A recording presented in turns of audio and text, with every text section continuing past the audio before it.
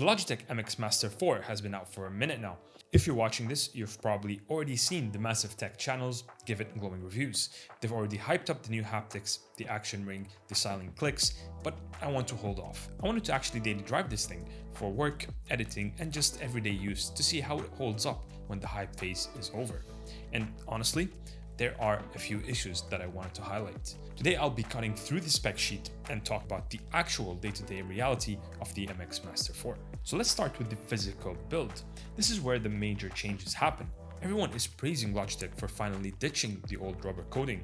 If you owned a 3S, you know that rubber used to stain, degrade, and peel over time. The Master 4 uses a new hardened anti-stain plastic. It looks incredibly premium and has a unique texture that improves your contact to it instead of a smooth surface. The right side of the mouse now gets this rubber insert along its entire length, which adds to the overall grip you have over the mouse. The mouse weighs about 150 grams, and from my experience with it, I have an issue with the weight distribution. When I lift the mouse, it tends to fall off from the back. It is very back heavy. And this new model also gets rid of the cliff design found on the 3S, which seemed useful since it put much of the weight on your thumb when lifting the mouse. Long-term users are complaining about the hand fatigue just from trying to keep a grip on it. Now let's take a look at the bottom.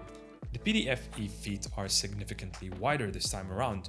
While reviewers called the glide graceful, the reality is on a standard cloth desk pad that the extra surface area plus the 150 grams of weight actually creates more drag, which could make it feel a bit more sluggish compared to its predecessor. And that sluggishness leads right into another problem, the performance specs.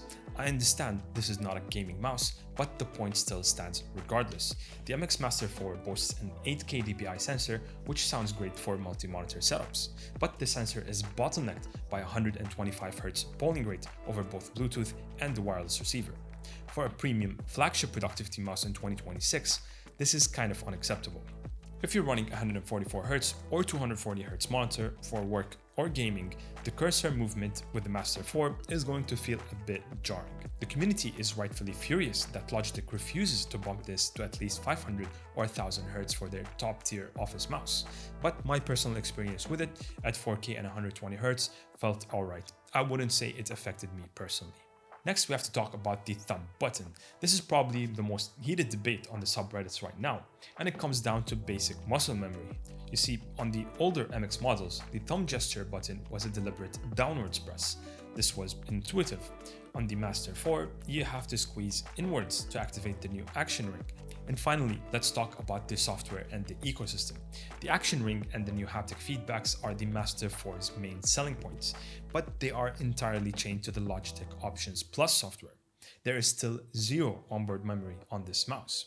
Think about what that means. If you're buying this for a lockdown corporate work laptop, which is a huge demographic for this mouse, and your IT department won't let you install any third-party software, you just spend flagship money on a basic, heavy, slick piece of plastic. You lose the haptics, the action ring, and you lose all the custom layers. And if you're a Mac user, the forums are flooded with complaints about the jittery scrolling and unnatural pointer acceleration. People are having to buy third-party utilities just to make the premium mouse feel normal on macOS.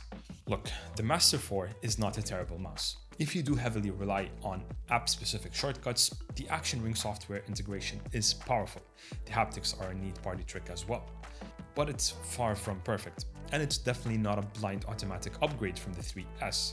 For a lot of power users, the poorer grip, the 125Hz polling rate, along with the awkward thumb squeeze and the software limitations are massive deal breakers. I want to know where you guys stand on this. Are you picking one up, or will you hold off to your older mouse? Let me know down in the comments, and if you appreciated this review, don't forget to leave a like and stay subscribed for future content.